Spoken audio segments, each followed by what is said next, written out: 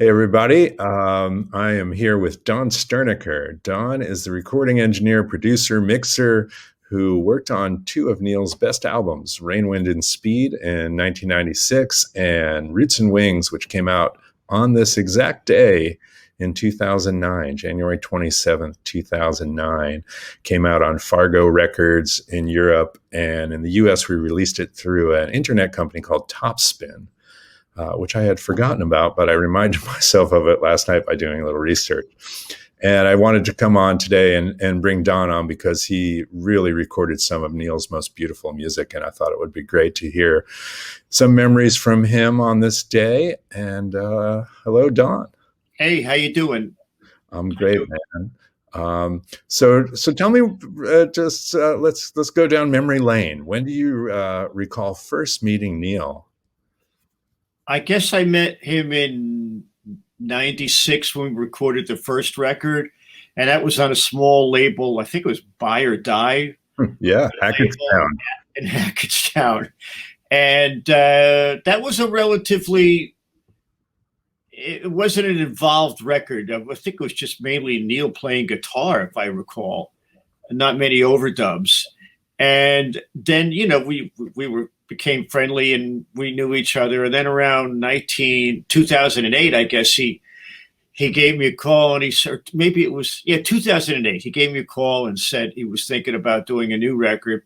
And we got together and we talked about what records we liked. And one of the records that we kind of both zeroed in on was the first Stephen Stills record. And that had one song in particular that we both really dug the sound of, and that was Black Queen. The acoustic was just like killer, in your face. And we talked about that, and we really seemed to be on the same page. So I was equally looking to do this record. And he came in, and one of the things that's incredible, well, first of all, this is one of my favorite records that I've ever recorded. I'm just so proud of Neal's work and everybody else's work and my work on it. And it's just, I mean, I can keep going back to listening to this and it never gets old. But one of the things that Neal did, and he reminded me, he came to visit me a few weeks before we lost him. And we spent an afternoon, and I completely forgot about this, but we were talking about the record, obviously. And he reminded me that on 15 of the 16 songs, we recorded it. He played guitar and sang, and then we had we did drums. Yeah, Dan played drums, and it was just no band. It was just Neal on guitar and vocal and the drums. And out of 15 of the 16 songs, the guitar and the vocal were the keepers, which you rarely hear. Usually people, they do the vocals last and spend a lot of time on them. Neal was just in the zone, and he just got, that just blows my mind when I listen to that. That almost every track is, one take. Now, obviously, there's a lot of overdubs, and Neal played beautiful piano and electric piano on this record, and there were a lot of contributions by some of the members of the band he was playing with at the time for Adam Ryan. Ryan Adams, sorry.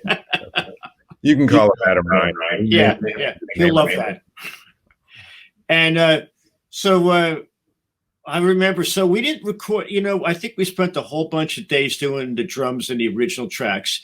And then he'd come in a week later, we'd have a couple days. It was like a process over 2-3 months, I think, of recording. And he sent out parts to add, and we'd add them in. And then we came to mixing. And one of the things I remember, every time he came in, we'd always greet each other like, yeah, a long yeah. And then at the end of most nights we were recorded, we would just sit at the computer and watch YouTube videos of bands that we liked. And Neal was really good at turning me on to things, and I turned him on to things. And it was just a great experience and a great collaborative experience. experience, and the songs are excellent. Neal played great, and it still holds up really well. I think after all the only 12 years, but it's a while back. Yeah, he was in really good form those days. If I remember, he was playing acoustic guitar so well, and he had borrowed a guitar from John Graboff, a D18, I believe, Yes, yes.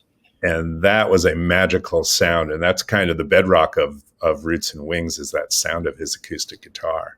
Because that's the whole record, that guitar with him singing along with it, and the leakage and everything that happened. It was just a wonderful thing.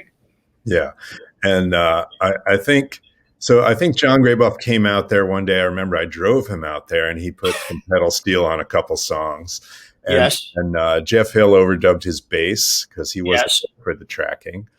And then some of the background vocals, his buddies from the Beachwood Sparks, Brent and Darren Rademacher, put some vocals on there. Trying to remember, I know Greg Lease also played some pedal steel that he must have recorded in California and sent to us.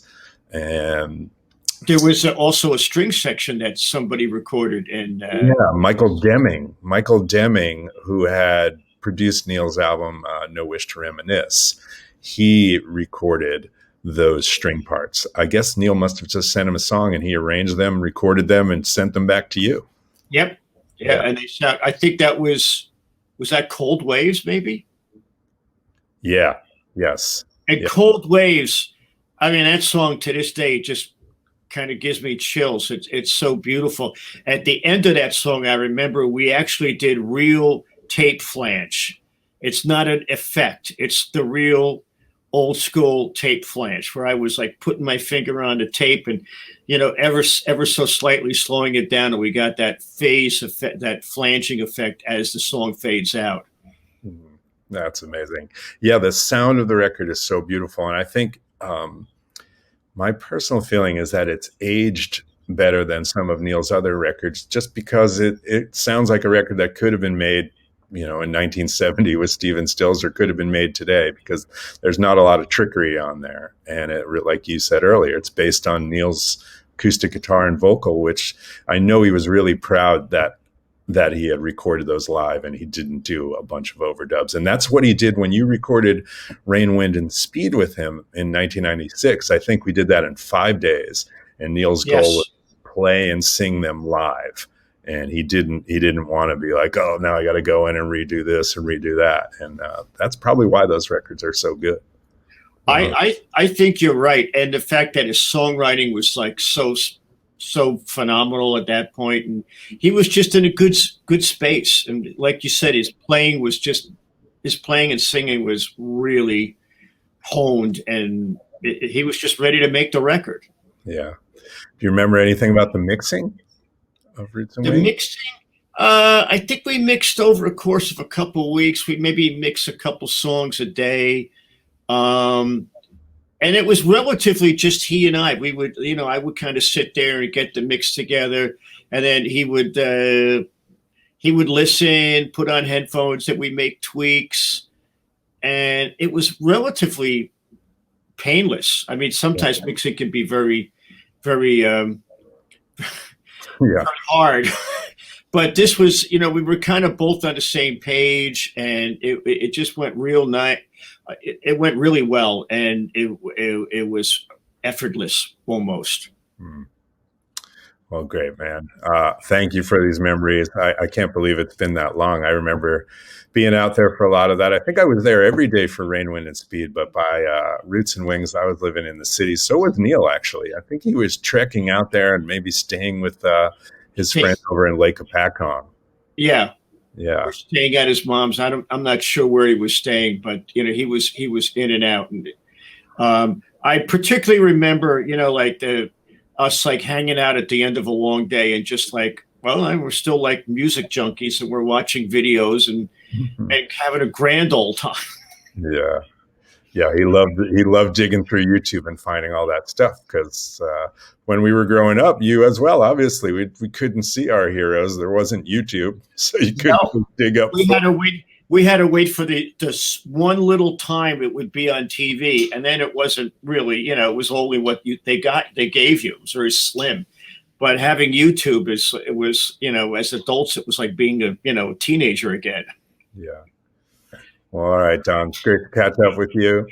I appreciate it. And All right. you made two of his most beautiful records, so thank you for that. Thank you. And it was a great time for me too. I really enjoyed it.